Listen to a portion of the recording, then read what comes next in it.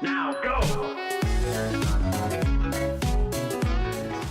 Je m'appelle Jean Guichenet et je suis l'auteur d'une trilogie publiée chez l'Harmattan. Cette trilogie est composée de 3 livres qui se complètent et le livre dont nous allons parler est intitulé Jésus et Marie, hommes et femmes selon Dieu, le dialogue de la noce de Cana. Now go!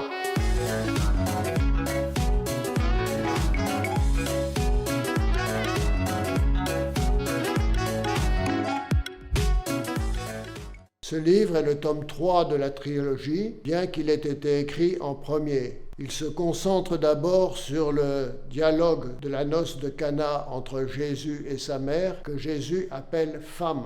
Pourquoi ? Le récit de la noce de Cana est contextualisé dans l'histoire de l'humanité et de son salut. La première partie du livre, plus accessible, présente la synthèse de l'interprétation qui est faite du dialogue entre Jésus et sa mère en face à cette noce de Cana. Ensuite, le champ s'élargit pour prendre tout l'évangile et essayer d'identifier les rôles féminins de Marie et masculins de Jésus dans l'évangile pour en déduire quelques conclusions sur les rôles masculins et féminin voulu par Dieu au sein de l'humanité. On considère que ce qui est vrai dans la pensée originelle de Dieu demeure dans notre monde malgré ses blessures dues au péché initial, à la désobéissance initiale.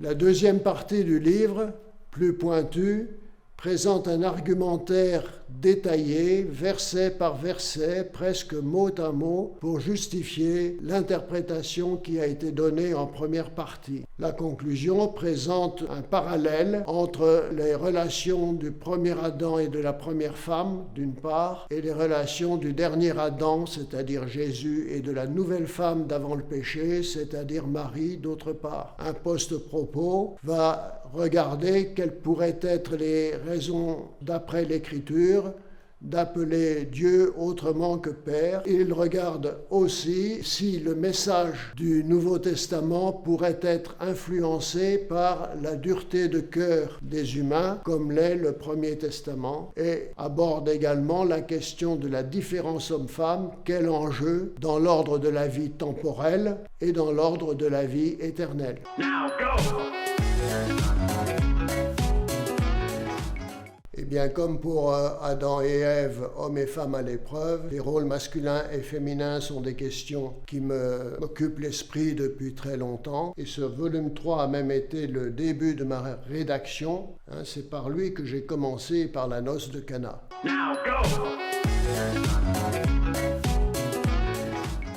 Toute personne qui cherche à réfléchir sur les sujets des rôles masculins et féminins et sur l'interprétation du dialogue de la noce de Cana. Je pense en particulier aux professeurs des instituts catholiques, des écoles cathédrales et autres centres Sèvres, mais pas seulement. Toute personne de bonne volonté qui se pose des questions doit trouver là de quoi nourrir sa réflexion. Now go!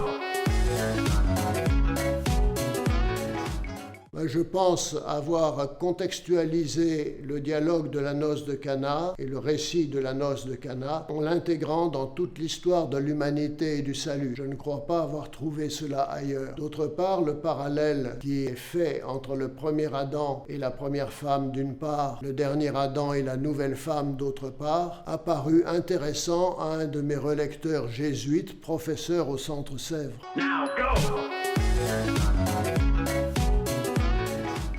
Alors du livre Jésus et Marie, hommes et femmes selon Dieu, je cite « L'altérité, la différence homme-femme au sein d'une même nature humaine et leur union apparaît comme un enjeu vital de vie éternelle pour l'être humain dans sa vocation d'éternité. L'homme n'entrera pas dans la vie éternelle seul sans la femme, ni la femme sans l'homme. Reconnaissons donc la valeur non seulement temporelle, mais aussi en vue de l'éternité, de l'altérité, de la différence homme-femme, et entrons ensemble, hommes et femmes, dans la vie éternelle, la joie absolue de Dieu que Dieu veut communiquer aux humains. Now go!